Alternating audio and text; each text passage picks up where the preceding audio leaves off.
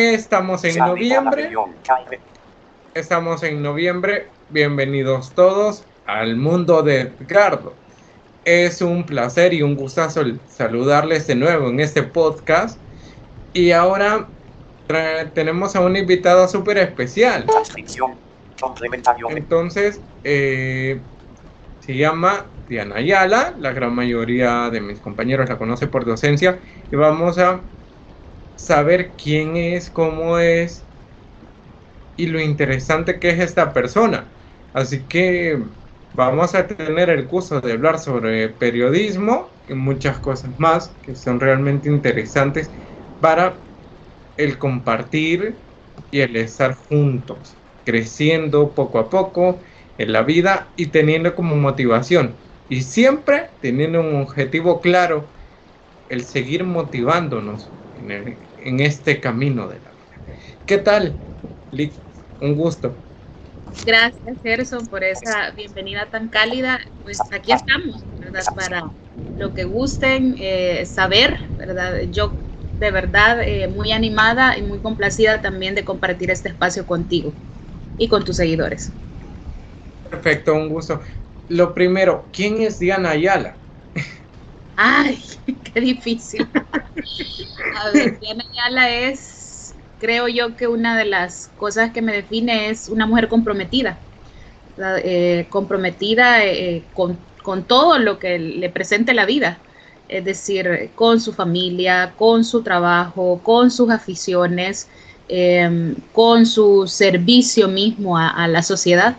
Entonces, me autodefino así, como una persona bastante con un compromiso muy alto en todos los sentidos y en todos los rubros donde me maneje. Perfecto. ¿Cómo fue tu infancia? ¿De dónde naciste? No, no me digas el lugar y la dirección porque cuidado, pero, pero sí, un poco más o menos. Sí, yo soy originaria de acá de San Salvador. Nací en 1986, ¿verdad? En plena guerra, acá en El Salvador, un 24 de mayo. Y pues, ¿qué te puedo decir de mi infancia? ¿Verdad? Soy hija de madre soltera, ¿verdad? Soy, digamos, una de las hijas de la guerra, en el sentido de que mi papá murió cuando tenía, bueno, lo asesinaron durante la guerra, cuando tenía yo, quiero ver, como 4 meses. ¿Verdad? Quiero ver mayo, junio, julio, agosto, septiembre, octubre, pues sí, más o menos por ahí, como unos 4 o 5 meses. Entonces, prácticamente mi infancia fue junto a mi mamá. Soy hija única, no tengo hermanos, y junto a mis abuelos. Y parte de mi infancia también la logré compartir con dos de mis primas, que para mí son parte también especiales de mi familia, ¿verdad? Entonces, ¿qué puedo decirte? ¿Verdad? Es decir, viniendo de una mamá soltera, tuve una infancia igual acompañada, ¿verdad? Por la familia, a veces un poco con el faltante de mamá porque era una mamá que le tocaba trabajar y trabajar muy duro, ¿verdad? Para sacar adelante a la familia. Pero tengo muy buenos recuerdos de mi infancia, ¿verdad? Y nada, agradecida con la vida por todo lo que me ha permitido. Genial. A ver, definamos a Dianita pequeña. Era traviesa. Dicen ¿Cómo que es? me amarraban de la pata de la cama, así que algo tremenda debí de haber sido. Hay dos versiones, ¿verdad? Hay dos versiones sobre eso. Dicen algunos que sí era medio tremenda, otros dicen que mi mamá era un poco delicada y yo era un poco patanga, como dice mi prima, ¿verdad? Que estaba una de las personas que me cuidaba. Entonces, cada vez que salía al patio, ¡pum!, a caerme. Entonces, después llegaba mi mamá del trabajo enojada porque me encontraba raspada o algo. Entonces, cuando me dejaban a cargo de esta prima, que para mí es una de las mujeres que más ha influido en mi vida, me dice que mejor me amarraba la pata de la cama, ¿verdad? Otros dicen que era porque siempre, aún gateando y todo, me iba a la cocina, iba a hacer un solo desorden, a bajar cacerolas, todo lo que alcanzaba, ¿verdad? Todo lo que estaba abajo lo terminaba de tirar, en fin. Entonces, al parecer fui tremenda. Al parecer. Muy Parecer. bien. Ahora ya comprendo varias cosas, pero sigamos. Okay. Vale, entonces, ¿cómo fue la escolaridad? ¿Fue buena, mala? ¿Eras aplicada? ¿Te distraías? ¿Cómo eras? A ver, mira, en la primera parte sí fui una niña bien aplicada hasta sexto grado, ¿verdad? Es decir, era la típica niña callada, concentrada en sus estudios. Recuerdo que aprendí a leer sola, ¿verdad? Es decir, había libros en mi casa y a mí me gustaba hojearlos. Y con poco que me iban induciendo, de repente ya estaba leyendo, ¿verdad? Y igual, es decir, mis primeros años, como te digo, de primero a sexto, súper aplicada. De ahí entré a la adolescencia y un par de cosas cambiaron. Es decir, siempre me destaqué en los estudios, pero ya no fui la niña aplicada que había sido siempre, ¿verdad? Pero yo me eduqué en el sistema público, entonces conozco de primera mano las deficiencias que pueden haber en ocasiones en el sector público y siempre me destaqué, ¿verdad? Es decir, era la niña de los primeros lugares, digamos. Entonces, y pese a que de los 13 años para allá, cuando estaba en séptimo, digamos, empecé a experimentar, ¿verdad? Es decir, a salir con todas mis amigas, a entender que el estudio no lo era todo, ¿verdad? Entonces, igual ya no era tan aplicada, pero siempre logré mantener un rendimiento alto académico, ¿verdad? Y siempre me destacaba por tener lugares y todo. Igual pasó en bachillerato, ¿verdad? De hecho, fui reconocida al final como primer bachiller también cuando me gradué de mi promoción. Entonces, por ahí más o menos. Con bachillerato te quería preguntar algo directamente. ¿Qué Eh, pasó? a ver, dicen que bachillerato, bueno, mi experiencia, yo diría que sí, pero bachillerato es la flor de la adolescencia. Son los 2 o 3 mejores años que uno puede vivir, compartir y diferentes travesuras. ¿Cómo lo viviste? Sí, yo creo que lo que te marca el bachillerato es importante, ¿verdad? A ver, de mi vida, lo que te puedo compartir de esa parte fue primero que estuve a punto, por ejemplo, de estudiar música, ¿verdad? A mí siempre me ha gustado la parte del canto, no tanto así la ejecución de instrumentos, pero sí la parte de la cantada y todo eso. No es que sea wow, pero siempre me ha gustado esa cuestión y de alguna manera el dirigir cosas, ¿verdad? Relacionados a esto. Entonces recuerdo que en la iglesia en ese momento había venido un diácono y él era full música, ¿verdad? Tocaba varios instrumentos y todo, nos estuvo apoyando a los coros que estábamos en ese momento. Y recuerdo que cuando iba a entrar a bachillerato habló conmigo y me dijo de que debería de buscar algún lugar, aunque sea fuera, para estudiar bachillerato o algo de música, porque pues sí, ¿verdad? Tenía condiciones y que debería de experimentar en eso. Entonces recuerdo que llegué a la casa, ¿verdad? Con todo el entusiasmo del mundo y mamá, fíjate que Emilio, ¿verdad? Ahora es padre, creo que está en una parroquia de San Antonio Abad. Emilio me dijo esto y yo con toda la emoción del mundo, ¿verdad? Mi mamá, ¿qué? Música. Eso no me dijo, por lo menos acá el bachillerato normal, ¿cómo vas a creer? Que no sé qué, que no sé cuánto. Y yo, ok, ¿verdad? Entonces al final terminé estudiando un bachillerato que en ese entonces se llamaba, era para asistencia administrativa, una cosa así, ¿verdad? Entonces, igual, ¿verdad? Estuvo muy marcado, ¿verdad? En mi vida, yo creo que una de las cosas que también me ha caracterizado es que he sido un poco rebelde. Es decir, a mí me gusta que me digan que tengo que hacer las cosas, pero que me expliquen por qué tengo que hacerlas así, o por lo menos que le den sentido. Es decir, no soy alguien que funciona simplemente con órdenes, ¿ya? Entonces, recuerdo que el bachillerato, ¿verdad?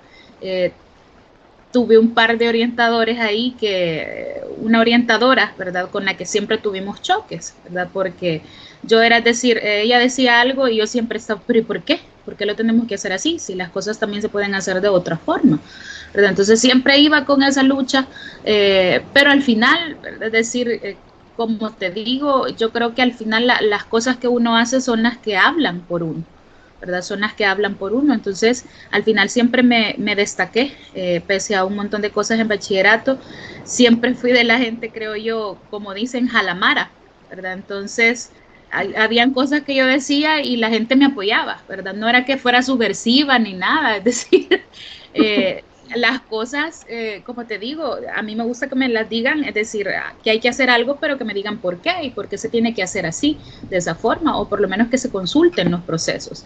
Entonces, por esa parte creo yo que estuvo caracterizado un poco mi bachillerato.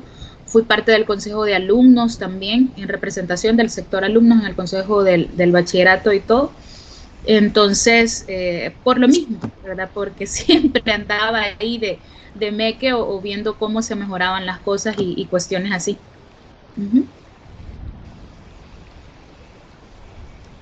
Genial, perfecto. Ahora, ¿cómo fue entrando la pasión o cómo fue el proceso de decir comunicaciones, a dónde? Ay, fue complicado, ¿verdad? Es decir, mira, yo cuando era niña quería ser enfermera, doctora, cualquier área de salud. Gracias a Dios, ¿verdad? Porque Dios hace todo perfecto, uno poco a poco va descubriendo que no, pues. Es decir, no es que me dé asco la sangre, pero me da, no sé, ¿verdad? Cierta cosa y fui descubriendo, bueno, entonces esto no es lo mío, lo fui descartando. Entonces creo yo que al final ayudan a veces esas materias que te dan en bachillerato de orientación vocacional y cosas así. Y siempre me gustó hablar en público, ¿verdad? Siempre me gustó hablar en público y siempre cosas relacionadas. Recuerdo que en la escuela ganaba concursos de ortografía, de oratoria, cosas así. Y al final, ¿no? Cuando empiezo a hacer todos esos cuadernos que te piden de orientación vocacional, esas cosas, a veces exámenes que hacen en las universidades y pruebas vocacionales y todo, siempre, siempre en primer lugar me salía comunicaciones o mercadeo. Entonces, poco a poco fue naciendo esa semillita, pero igual, es decir, me enfrenté a la misma situación que me enfrenté en bachillerato antes de entrar a la U.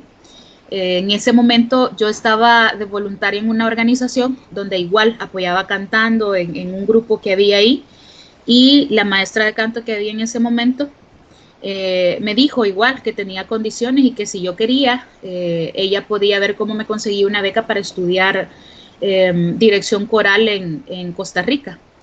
Y la misma historia, ¿verdad? Yo, es decir, que una maestra te diga eso, ¿verdad? Y recuerdo que me lo dijo tal cual, de esas palabras que te marcan. Me dijo, yo a Diana la puedo distinguir entre 100 personas cantando, ¿verdad? Tiene algo peculiar. Y luego me acuerdo que después de esa clase se sentó, platicó conmigo y recuerdo que llegué con toda la emoción del mundo a casa, ¿verdad? La misma historia.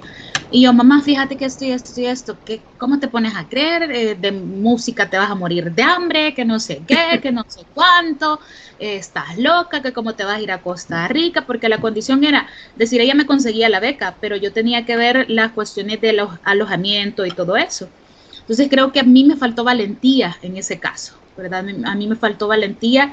Es decir, mucha gente se ha ido así, ¿verdad? O ha empezado a ver como con poquito y se va a la brava.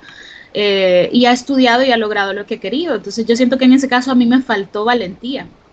Y ahora viene la otra historia. Bueno, entonces, la misma historia, o como la misma mica, como decimos en buen salvadoreño, cuando le digo a mi mamá que quería estudiar comunicaciones y se me metió, pero así, entre ceja y ceja, que quería estudiar en la UCA, ¿verdad? No quería estudiar en otro lado, yo quería estudiar en la UCA. Me imagino que por toda la historia de los mártires y por toda mi herencia familiar que les comentaba al inicio y todo eso, me motivaba, me inspiraba a estudiar ahí. Y cuando le dije a mi mamá que quería estudiar comunicaciones en la UCA, me dijo, ¿el qué? Comunicaciones, la misma, te vas a morir de hambre, que no sé qué, que esa es una profesión de riesgo por lo del periodismo y la típica. No, me acuerdo que mi mamá hasta me dijo, yo me acuerdo que una vez para la guerra mataron a una periodista y que no sé qué y que no sé cuánto. Y yo, bueno, cuando le dije que la UCA, peor todavía. Es decir, y ahí sí de entrada, y ahora, ahí sí la comprendía yo, ¿verdad? Me dijo, no, me dijo, yo la UCA no te la puedo pagar. Me dijo, si vas a la nacional, seguís estudiando, me dijo.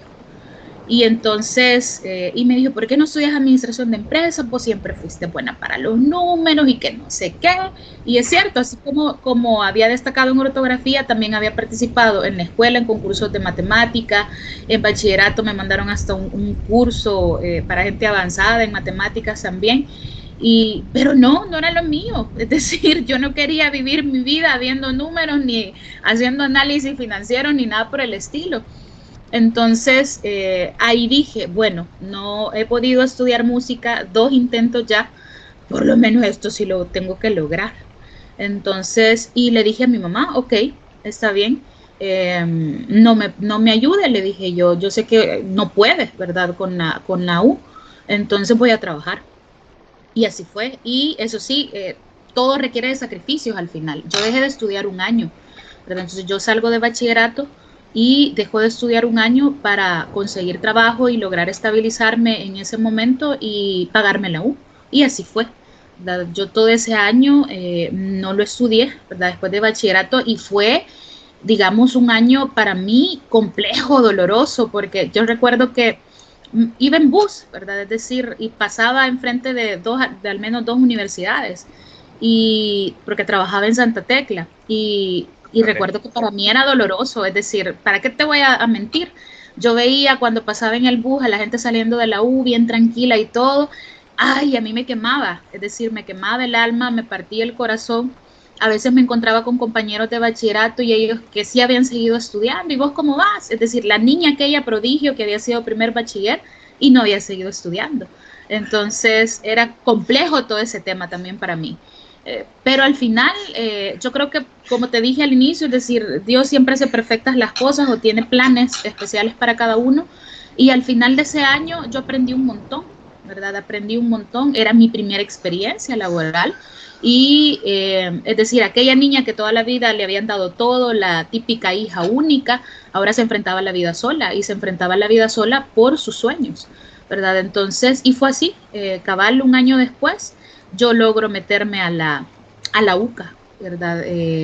Ya tenía hasta otro trabajo, es decir, primero cuando salí de bachillerato tuve un trabajo, a medio año conseguí otro, donde sí me iban a permitir estudiar y todo. Entonces, y seguí trabajando. Empecé a estudiar y igual y seguía trabajando. ¿Cómo fue el primer día que tú entraste a la U que dijiste, ok, piensa el camino? Ay, ¿qué decirte? Primero, es decir, di una valida, es decir, porque venía de un año sin estudiar. Entonces, y a mí me pasó, no sé si le pasa a todos los estudiantes, pero a mí me pasó la etapa del deslumbramiento. Es No, decir, en bachillerato vos venís acostumbrado a un horario, ¿verdad? Y ahí vos mismo te tenés que mecanizar en la U. A mí me pasó factura, uno, que no había estudiado un año, y dos, esa etapa, ¿verdad? Es decir, porque sí soy comprometida y todo, pero soy de esa gente que también de alguna manera tiene que tener fijas las cosas o cronometradas las cosas porque si no, no funciona. Entonces recuerdo que, y siempre hay voces que te acompañan en esa etapa, y recuerdo que tenía un amigo, un buen amigo, ya no vive acá en el país, y me decía, ay, no entremos a clases. Y yo, vaya, vea, es decir, como ya no existía el mismo control con el que te tienen en bachillerato. Entonces, sí. recuerdo que el primer día sí fue como, ay, qué chivo, ¿verdad? La U y el campus, bueno, yo amo la UCA, ¿verdad? Es decir, soy niña UCA y siempre lo voy a hacer. Entonces era una cosa como, wow, ¿no? De deslumbramiento y todo. Me costó adaptarme, me costó un montón adaptarme, ¿verdad? Falté, recuerdo, un montón de veces a clases en el primer ciclo. Al final casi me pasa la factura eso en las notas, pero igual, ¿verdad? Es decir, fue una etapa bien bonita. Y al final, ¿cómo es ese proceso para llegar a graduarte? A ver, eh, fíjate que siempre fue difícil en el sentido de que me tocó trabajar y estudiar, ¿verdad? Entonces, los primeros años, quiero ver, los primeros 3 años me tocó trabajar, estudiar. Hubo un año que no sé qué estaba pasando por mi cabeza, pero tenía 2 trabajos más la U y logré salir con Ah, todo y mis compromisos en la iglesia, es decir, y todo. Y luego ya en cuarto, que recuerdo que nos metieron materia donde teníamos que hacer prácticas en la tarde, entonces ahí decidí cambiar de trabajo. Gracias a Dios conseguí uno que era más o menos de fines de semana y algunos días de semana, porque era como de dar capacitaciones y cosas así. Entonces me quedaba, digamos, más tiempo, ¿verdad? Para la U. Entonces, y la misma historia, es decir, de la contrariedad de las cosas, ¿verdad? Habían cosas que a mí no me gustaban y que no estaban de acuerdo y que yo las expresaba, ¿verdad? Aún en la U, ¿verdad? Y diferentes cuestiones y me fui dando a conocer por un par de cuestiones así, pero al final logré graduarme justo en el tiempo que tenía que hacerlo, egreso a los 5 años. En la UCA, no sé cómo es ahora, pero al menos cuando yo me gradué, lo que hacía son 3 seminarios, ¿verdad? De graduación, uno de periodismo, uno de comunicación institucional y uno de, ¿cómo se llamaba el otro? Dios mío, de investigación, ¿verdad? De investigación. Entonces, esos fueron los 3 seminarios que hice y gracias a Dios, como te digo, logré graduarme en el tiempo, ¿verdad? Que era, pese a que lo voy a confesar, ¿verdad? Y no me da pena decirlo, yo en el primer ciclo dejé una materia, es decir, no todo ha sido perfecto en mi vida académica, yo dejé una materia. Por lo mismo que te digo, me costó adaptarme porque me salía de clases o no entraba. Entonces, y dejé una materia y pensé que eso me iba a atrasar, ¿verdad? Pero de ahí me tocó llevar interciclos y gracias a Dios en los interciclos me fue muy bien. De hecho, también que eso me ayudó a subir el CUM, ¿verdad? Entonces, al final no me gradué con un CUM de 9, pero de 8,6 creo que fue mi CUM final. Entonces, en la UCA, decir eso es decir bastante, creo yo. Mayores. Entonces, no fui cum laude tampoco, vea, pero igual, orgullosa porque para haber tenido un inicio, digamos, un poco complejo o con tropiezos, al final logro salir con todo. ¿Nunca te peleaste con un catedrático? No, así pelea no, ¿verdad? Es decir, recuerdo que una vez, cuando empezaba todo esto de las redes, estábamos llevando talleres de periodismo y todo eso, ¿verdad? Entonces, eh, allí había una revista interna, yo creo que todavía la tienen, la revista Comunica, y yo creé un grupo en Facebook donde para, más que mofarnos, para desahogarnos, ¿verdad? Y se llamaba así, creo que algo así como talleres, desahogo o revista Comunica cuál es, no me acuerdo, una cosa así. Y no sé cómo, ¿verdad? Pero hubo una profesora que se dio cuenta, ¿verdad? De ese grupo que yo había creado y varios de mis compañeros se unieron y lo que hacíamos era compartir cosas, ¿verdad? Desahogarnos, quejarnos, criticar procesos a veces internos de la U y era un grupo privado de Facebook y como te digo, no sé cómo, al final siempre hay gente que habla de más. Llega a oídos de esta señora y cada vez que podía me tiraba en clase, ¿verdad? Vamos a hacer un grupo oficial porque por ahí dicen que anda un grupo que no sé qué y que no sé cuánto, y yo, caray, esto es conmigo. Pero hasta ahí, ¿verdad? Eso de pelearme, digamos, no, ¿verdad? No. Ahora, yo voy a ser bien honesta, ¿verdad? Es decir, yo siempre he tenido problemas de concentración. Es decir, si algo no me gusta o si no le encuentro sentido o cosas así, me distraigo o simplemente le resto importancia. Entonces recuerdo que sí hubo un par de cosas, un par de materias, por ejemplo, que no me gustaban y yo siempre decía, pues, para eso que me está dando, mejor que me dé las diapositivas y las leo en mi casa, ¿verdad? Es decir, y así dejaba de ir a clases y cosas así y me debatía yo sola con los materiales después, pero de ahí a pelearme, no, digamos. Eso es como lo más álgido que quizás me pasó. Perfecto. Ya después de salir de la UCA, ¿cuál es tu, bueno, ya tenés experiencia en el trabajo, en trabajar, pero ¿cómo llegas a la prensa?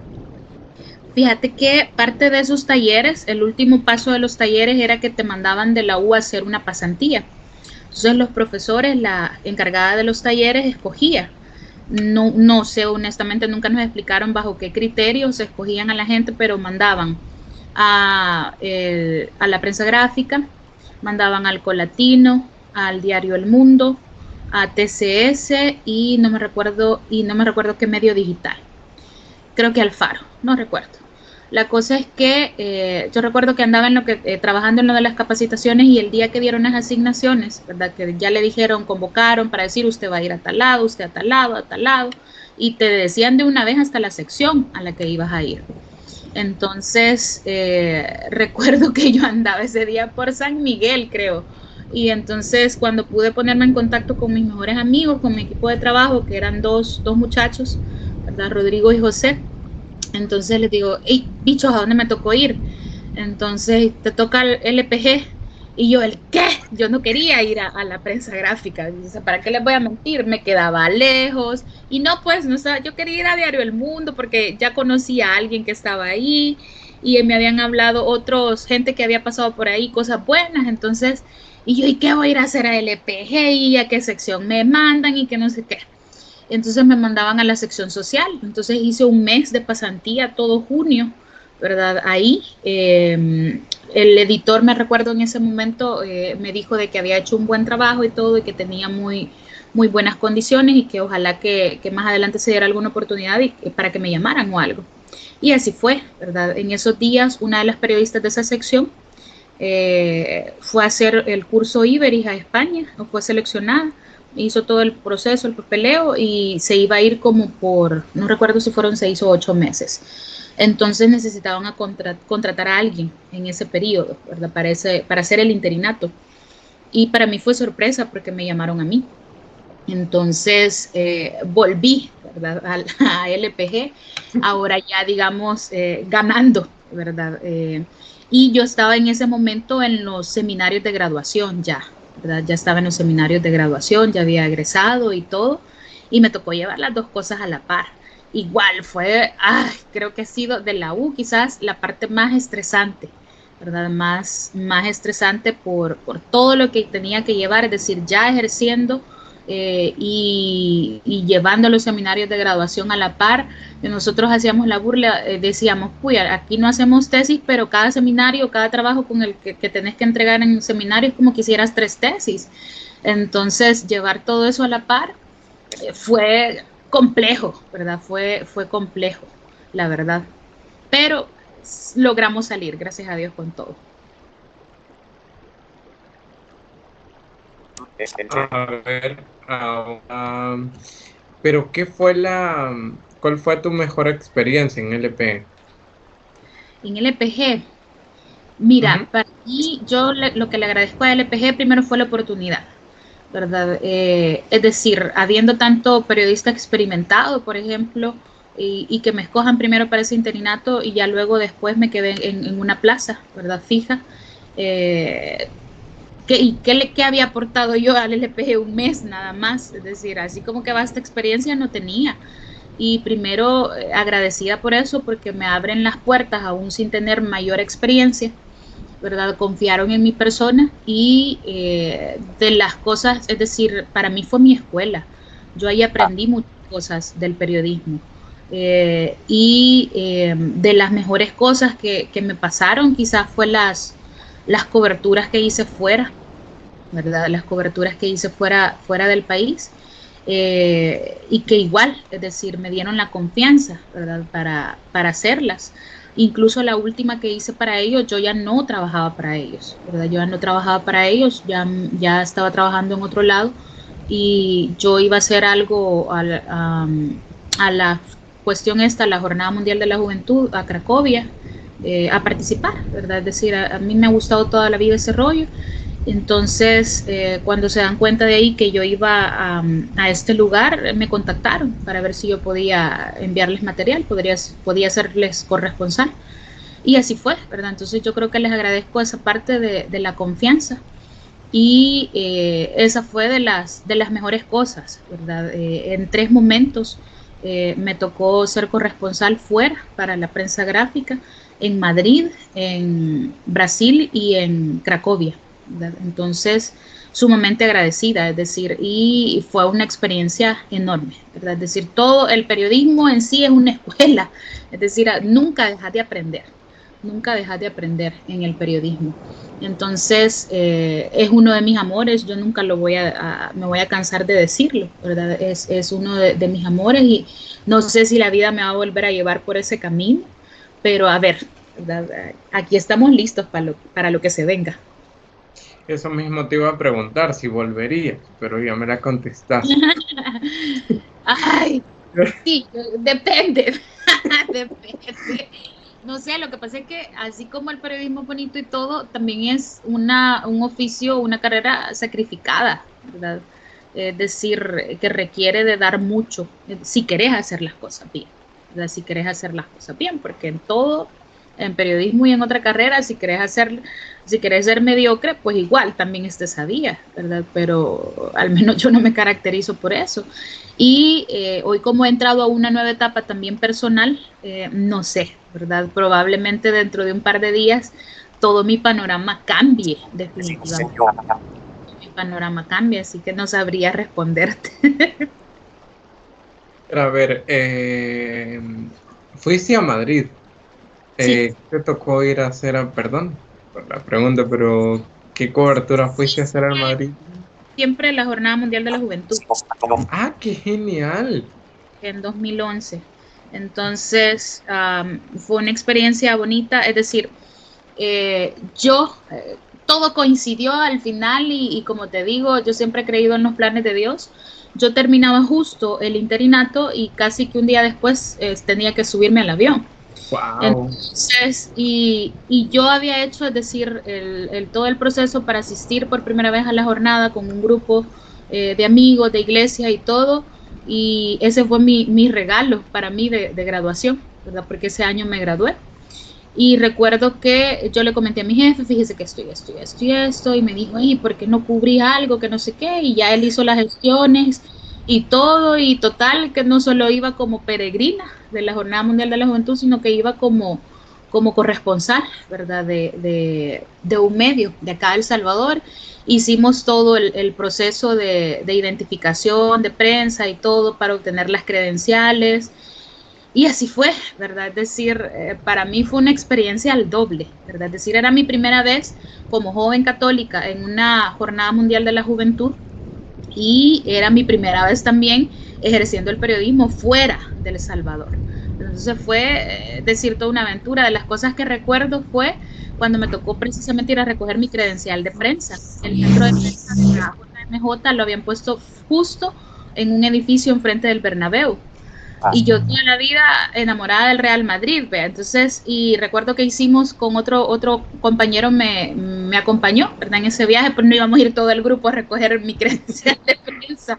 Entonces, fue algo conmigo y recuerdo que llegamos, no me perdí, ¿verdad? Era mi primera vez sola en Madrid usando el metro y todo, no me perdí ni nada. Y llegamos y como había sido un viaje subterráneo la mayor de las partes, entonces, y de repente salís de la estación del metro, que justo hay una parada ahí, y Esa lo primero madre. que es el Bernabéu, es decir, esa inmensidad, ese estadio, y recuerdo que fue una cosa como, ahorita me vale el centro de prensa, a tomarme fotos, ¿verdad? Es decir, a tomarme fotos en el Bernabéu y todo. Ya luego después entré, recogí mi credencial y todo, y fue una experiencia, es decir, inolvidable. Conocer el templo es increíble, ¿no? Sí, Creo que sí, sí, definitivamente. a Estamos ver, para todos nosotros aquí. el templo.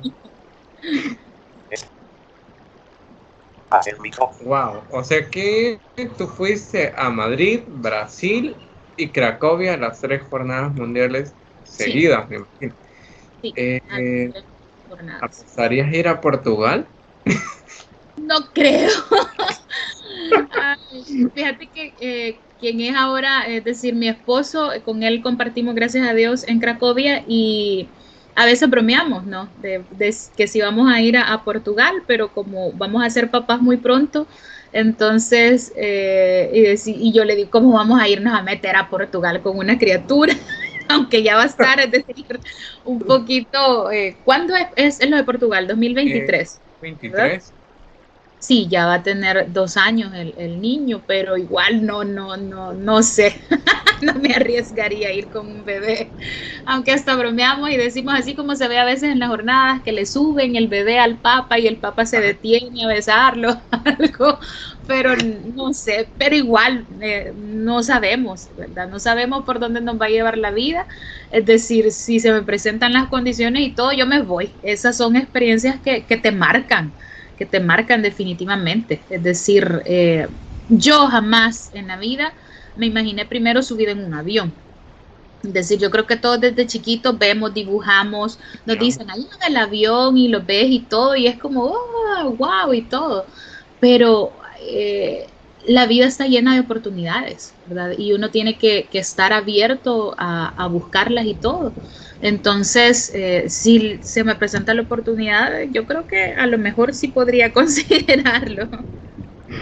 Perfecto. Y ya volviendo, después del EPG, ¿qué pasó? ¿Por qué lo dejaste? ¿Y qué ha venido después? Antes de la docencia, que ese es un punto aparte. Fíjate que eh, llegué a una etapa, es decir, donde, digamos, ¿cómo decirlo? No fue que me aburriera el periodismo, pero yo sí quería experimentar. Yo antes de ejercer el periodismo, yo siempre había dicho que me gustaba la comunicación institucional y quería ejercer esa parte también, quería ejercer esa parte. Y a nivel, digamos, de seguridad, yo también entré en una situación que representaba ya demasiados riesgos también para mí ejercer la profesión. Entonces todas esas cosas como que se fueron acumulando, se fueron sumando y al final se me presenta una oportunidad, ¿verdad?, para ejercer en una organización la parte de comunicaciones y vámonos, ¿verdad? Es decir, vámonos, porque era otro reto para mí, es decir, otro mundo. Yo ya venía habituada, acostumbrada a todo lo que representaba el periodismo y todo, y esto iba a ser definitivamente otra cuestión, ¿verdad? Ahí nunca había ejercido. Entonces, decido dar ese salto, ¿verdad?, a la comunicación institucional. E igual, es decir, es, digamos, otro ámbito de las comunicaciones muy amplio, muy diverso. Cuando es desde las ONGs, todavía más, ¿verdad? Y a mí me gustaba esa parte, porque a mí siempre me ha gustado lo social, entonces, o esa cuestión de ayuda, ¿verdad? Entonces, para mí fue una de las grandes oportunidades y por eso también decido dejar a ese gran amor que es el periodismo.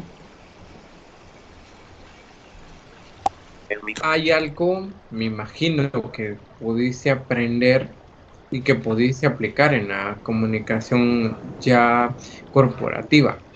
¿El periodismo te sirvió para mucho en la comunicación organizacional, digámoslo así?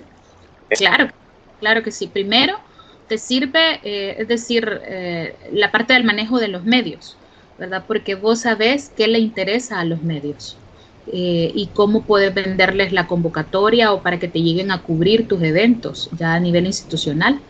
Entonces, todo eso es una gran escuela. Creas contactos también. Tenés una red ya de contactos dentro del medio a los que igual puedes molestar, puedes enviar información, etcétera.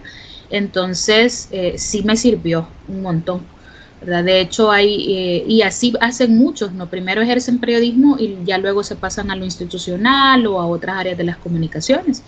Porque justo ayer, ¿verdad?, en la clase de redacción periodística, le decía a mi grupo, ¿verdad? Empiecen a ver cómo se mueven, cómo empiezan a hacer pasantías, aunque no les guste quizás del todo el periodismo, ¿verdad? Pero el periodismo es de las mejores escuelas que pueden tener. Ahí haces contactos, ahí aprendes, te afilás con lo de la redacción, te afinás, perdón, con lo de la redacción y en fin, aprendes un montón de cosas que te sirven después para la parte institucional. Interesante. Eh, entonces, ¿qué es lo que más te apasiona cuando redactas una nota institucional? Quizás el ejercer lo mismo de siempre, la capacidad de síntesis, ¿verdad? Y volver las cosas sencillas, claras y comprensibles para la gente. Es decir, hay temas, independientemente estés ejerciendo periodismo o sea comunicación institucional, que a veces pueden ser un poco complejos, un poco enredados, y ese es tu labor, ese es tu reto, ¿verdad? Lograr bajar esa información, aterrizarla, volverla más sencilla para que la gente que te vaya a leer comprenda todo bien, estar pendiente de todos los detalles, que no se te vaya a ir nada, ¿verdad? Para que la información también sea completa, ¿verdad? Y valiosa también para las personas. Ahora, ¿cómo llega a este punto de comunicación organizacional e institucional? ¿Cómo se cruza el ser docente, catedrático universitario?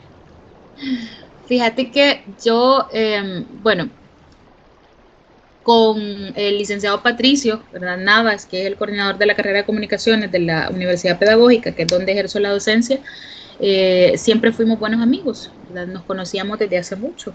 Entonces, un día nos encontramos, ¿verdad? Y me comentó que estaba buscando a alguien para dar la materia de planificación de medios. Eso fue en 2018.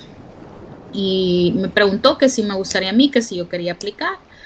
Y me quedé, pues sí, le dije yo, déjame pensarlo, ¿verdad? A ver qué tal. Es decir, yo había docencia como tal, no, pero sí tenía experiencia facilitando talleres, procesos formativos de otra índole, ¿verdad? Porque de eso trabajé mi última parte, digamos, en la universidad y toda esta cuestión. Entonces, pero digamos, en un aula universitaria no había tenido, bueno, en la U, que di clases en el curso preuniversitario, pero hasta ahí, ¿verdad? Entonces, bueno, dije yo, probemos, ¿verdad? Probemos, a ver qué tal. Y creo que una de las cosas que más me motivó es lo que te decía, ¿verdad? Yo, como toda la vida, fui medio rebelde, medio quejista, o como dice mi mamá, protestante por todo. Entonces, habían a mí materias que no me gustaba o que la metodología. Entonces, cuando Patricio me habla de esto, digo yo, bueno, yo creo que este es el chance, ¿verdad? De mejorar esas cosas que a mí no me gustaron y que yo sabía que podés ayudarle más a la gente o algo. A lo mejor esta es la oportunidad. Y yo creo que la parte de la docencia, eso es lo bonito, que te involucras en el proceso formativo de las personas, ¿verdad? Y con eso aportás un montón a la sociedad. Es decir, no es porque yo esté ejerciendo la docencia ahorita, pero la labor que hacen los docentes es importantísima, es decir, la parte de la educación es primordial, ¿verdad? Y por eso lastimosamente toda la vida hemos tenido gobiernos aquí que no le han apostado al tema de la educación, ¿verdad? Porque un pueblo educado es un pueblo que va a protestar más, es un pueblo que no va a quitar el dedo del renglón, en fin, diferentes cosas.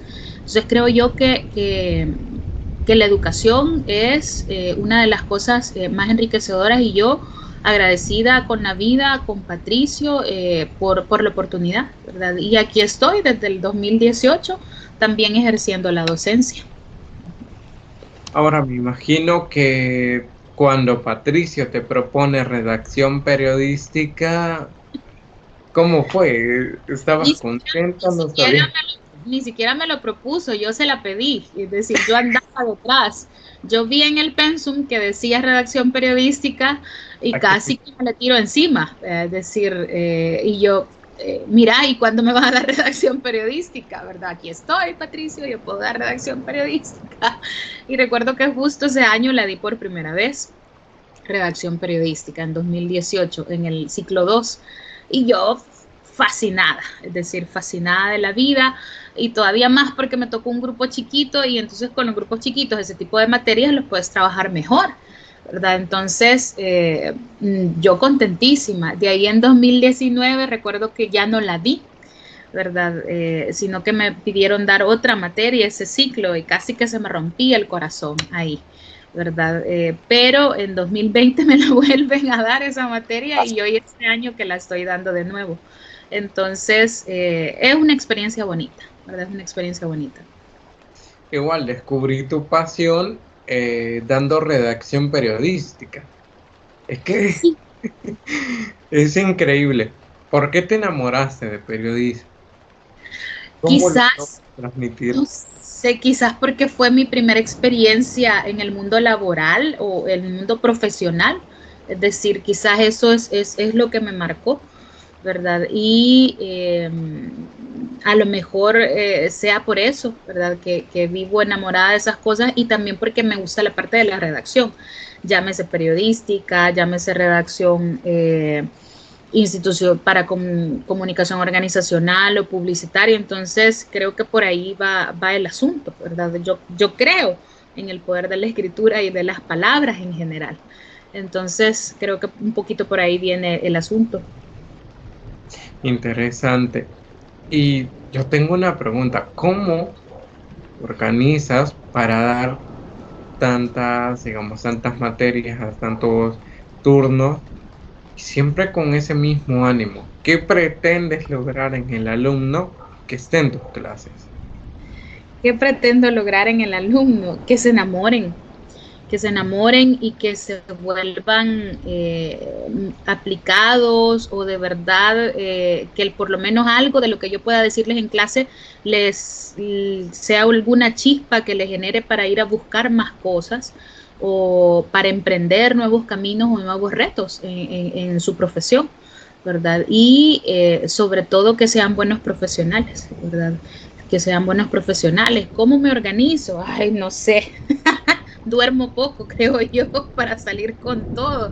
Yo siempre, quienes me conocen, es decir, y con la gente que he trabajado, siempre que pienso que no tengo tiempo, tiempo hay. Yo siempre les digo eso, tiempo hay que dormir menos, porque yo misma lo aplico para mi vida. Entonces, yo creo que al final, eh, yo soy fan de la planificación y la organización.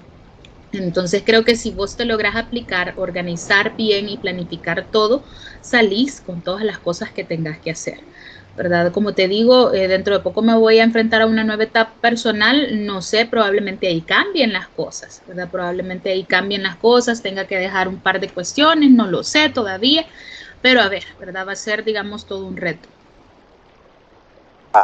El ser madre, interesante. ¿Cómo lo vives ese antes? Ha sido todo un camino lleno de sorpresas, es decir, yo sí estaba en mis planes embarazarme este año, ¿verdad? Ya no podía esperar más por una cuestión de edad y todo eso.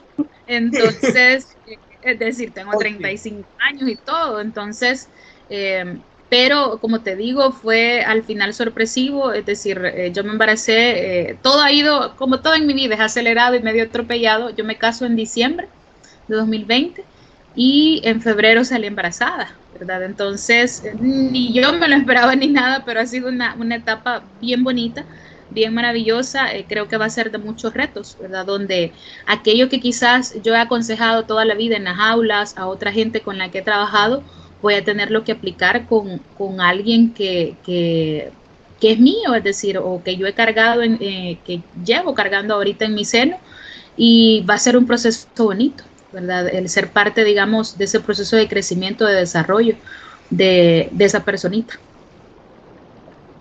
Me imagino que la exigencia por las letras, el estudio, me imagino que tienes un montón de sueños, ¿no?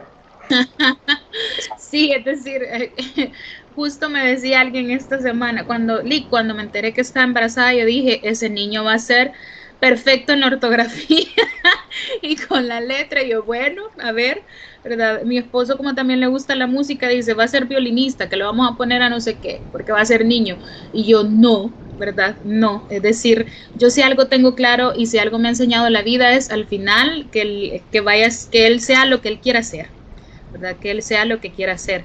Y que ojalá que así como a mí se me enfrentaron diferentes impedimentos y todo para lograr, digamos, lo que quería y cómo lo quería, que yo no me vaya a convertir, ¿verdad?, en ese obstáculo en la vida de mi hijo, sino que ojalá que Dios siempre me dé la sabiduría necesaria para poderlo acompañar y para poderlo guiar por el mejor camino. Y sobre todo para que él sea feliz, ¿verdad? Yo eso le pido a Dios, es decir, tener un niño sano, que sea feliz y que ame mucho a Dios. Eso. Ya para ir terminando, ¿qué es lo que te hace falta por cubrir? Ay, Próximo, ¿qué quieres hacer?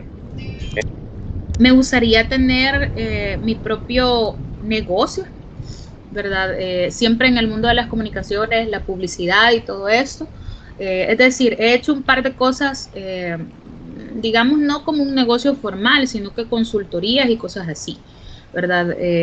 Pero sí me gustaría, creo yo, montar, ¿verdad? Mi propio negocio, ya sea de asesoría en comunicaciones, o la parte digital también. Entonces, creo yo que a nivel profesional eso es lo que me falta, ¿verdad? Y espero yo poderlo lograr, ¿verdad? Creo que lo que me ha faltado en ese sentido es tal como han sido marcados en mis otros trabajos, es decir, bah, ya estuvo, démosle, hay que empezar algo de nuevo, ¿verdad? O hay que empezar algo nuevo. Entonces creo que va a llegar algún momento en el que voy a hacer eso y probablemente me tire a ese mundo, ¿verdad? Digamos de manera más formal. Interesante, entonces. ¿La radio, la televisión te enamora, te disgusta o quisieras algún momento? Y para trabajar nunca me llamaron la atención, honestamente. La radio a veces, pero ay, a mí no me da pena decir estas cosas. Yo me acuerdo que llevé una materia de producción radiofónica en la U, fue de las peores que llevé. Es decir, malísima, malísima, por quien nos la enseñó y todo. Primero tuvimos una docente, después nos dejó tirados, después llegó otro, que cabal, vea, es decir, como consiguieron al primero que iba pasando algo, entonces no fue una de mis mejores experiencias, entonces ahí perdí, creo yo, el amor por eso, ¿verdad? Ahora siempre me ha llamado la atención más que la televisión. Ahora, si hablamos a nivel de consumo personal, yo consumo un montón de televisión. Es decir, yo puedo estar trabajando y puedo tener la televisión de fondo, cualquier cosa que sea, ¿verdad? Entonces, pero igual, trabajar en televisión, no, no, definitivamente no, ninguna de las dos cosas. ¿Te gustan las series, las películas? Sí, sí, yo sí soy bien, decir, si tuviera más tiempo, yo viviera metida en eso, ¿verdad? Y siempre digo, pues a veces el tiempo, el poco tiempo que logro invertir en estas cosas debería aprovechar para escribir algo sobre esto. Y nunca lo he hecho, ¿verdad? Nunca lo he hecho, pero a lo mejor lo haga un día. Es decir, yo soy de la gente que empieza a ver una serie y hasta que la termina, es decir, hasta que la termina y casi que como que fuera obligación o aplicación. Entonces los pocos periodos a veces de descanso que tengo son para consumir eso, series, ¿verdad? Y veo de todo tipo, ¿verdad? De todo tipo. Porque, como digo en mis clases, hay que ver de todo, porque hay que aprender y uno siempre aprende de todo. Sé que te gusta leer. ¿Algún libro favorito? Ay, ahorita, es decir, estoy con una trilogía que es El Guardián Invisible, ¿verdad? Y a mí siempre me han gustado las cosas como policíacas, novelas y de crímenes y esas cosas. No sé, no, desde antes de que ejerciera el periodismo y todo en esas áreas, siempre me gustó. Entonces, bueno, una de mis escritoras favoritas es Agatha Christie, ¿verdad? Con todo ¿cómo se llama? El policía Poirot y toda esta cuestión. Entonces, eh, siempre me han gustado las cosas policiales y El Guardián Invisible precisamente está ambientado en una zona de España con una policía, ¿verdad? Que es raro, digamos, ver en la literatura una mujer, siempre es el policía, el detective, pero aquí es una policía, ¿verdad? Entonces, ahorita estoy metida en ese rollo, ¿verdad? Y quizás a nivel de libros favoritos, ¿qué puedo decirte? También está una trilogía de Isabel Allende, ¿verdad? Que está La Ciudad del Dragón, El Bosque de los Pigmeos, que son de mis favoritos. Entonces, siempre me ha gustado, como te digo, la novela y esas cuestiones. Lo que tengo, el del dragón. La Así Ciudad del que Dragón. me lo pensaba leer. Léelo, pero lee los tres. Ya, la trilogía completa, ya. Sí. Perfecto. Ya para ir terminando. Ujú. ¿Cómo te visualizas? De aquí a 10 años o a 15, no sé. ¿Cómo te visualizas dentro de un futuro? Ay, ¿qué decirte? ¿Cómo me visualizo? Pues me visualizo primero como una mamá, ¿verdad? Como una mamá ya de un adolescente, ¿verdad? Para ese tiempo, ojalá que Dios me dé vida para vivir todo ese proceso y espero que a nivel profesional también haber alcanzado todas mis metas, ¿verdad? Todas mis metas y, eh, y siempre siguiendo con las mismas convicciones, ¿verdad? Que me han caracterizado, siempre tratando de ayudar, ¿verdad? O de aportar algo a la sociedad para construir un mejor país, ¿verdad? Yo creo que si todos nos comprometiéramos o si todos viéramos cuánto o analizáramos o reflexionáramos cuánto hemos recibido nosotros en la vida y que estamos llamados a devolverle un poco, ¿verdad? A los demás, a la sociedad en general, a ser agradecidos para tener una mejor sociedad. Yo creo que quizás este país fuera diferente, ¿verdad? Entonces me veo igual, siendo la misma mujer comprometida que soy ahora, ¿verdad? Y como te digo, una mamá de un adolescente en ese momento, ¿verdad? De aquí a 15 años, y igual espero seguir aportando a la sociedad, ya sea a través de la educación o a través de cualquiera de las otras áreas por donde me lleve la vida. ¿Ya tienes el nombre del pequeño? ¿Todavía no? Carlos, Luis Carlos, se va a llamar Luis Carlos Luis, porque así se llama mi esposo, es decir, por el papá, y Carlos por mi abuelito, ¿verdad? Como les contaba al inicio, yo no tuve la figura paterna, ¿verdad? Entonces, quien fungió siempre como mi papá fue mi abuelo, ¿verdad? Fue una gran pieza clave también dentro de mi formación, dentro de mi acompañamiento, entonces, en honor a él, ¿verdad? Yo decido ponerle Luis Carlos, ha sido todo un pleito lo del nombre, pero al final, ¿verdad?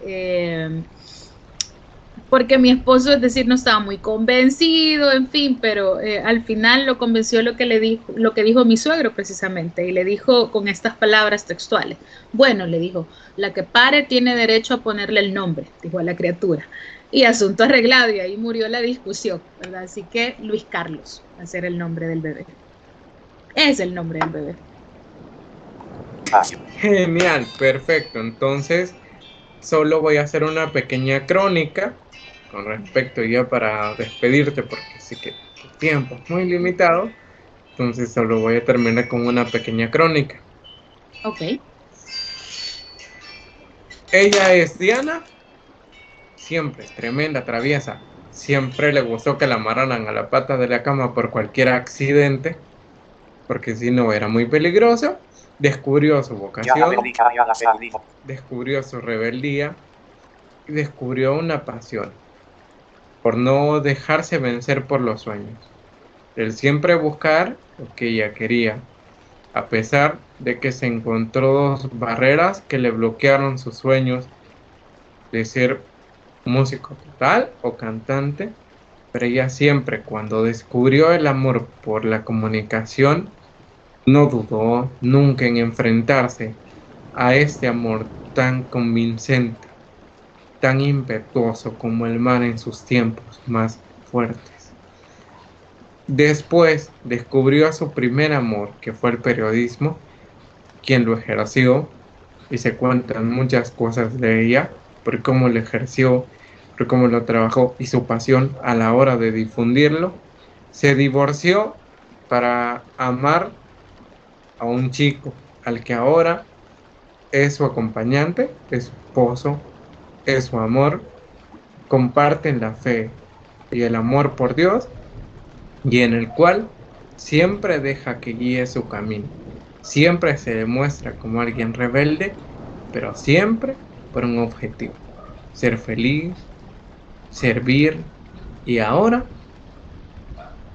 tener a un amigo, a un pequeño y formarle y darle vida y sentido para que entre Dios, el niño y los dos puedan formar un ejemplo para la sociedad y su propia felicidad. Ella es Diana Yara. Ay, gracias. Gracias, Gerson, de verdad, por permitirme compartir este espacio contigo y sobre todo revivir un montón de cuestiones que a veces con los trajines de la vida uno los olvida, ¿verdad? Y es bueno siempre recordar de dónde uno ha venido y cómo ha ido construyendo todo. Gracias, de verdad. Pues nada, gracias a ti por acompañarnos y el objetivo es siempre que hagamos siempre una revisión para seguir adelante. Es un gusto el que tú estés compartiendo con todos y que dejes abrir un poco de tu vida. Gracias por el tiempo y por estar compartiendo. Gracias. Ahí estamos a la orden siempre.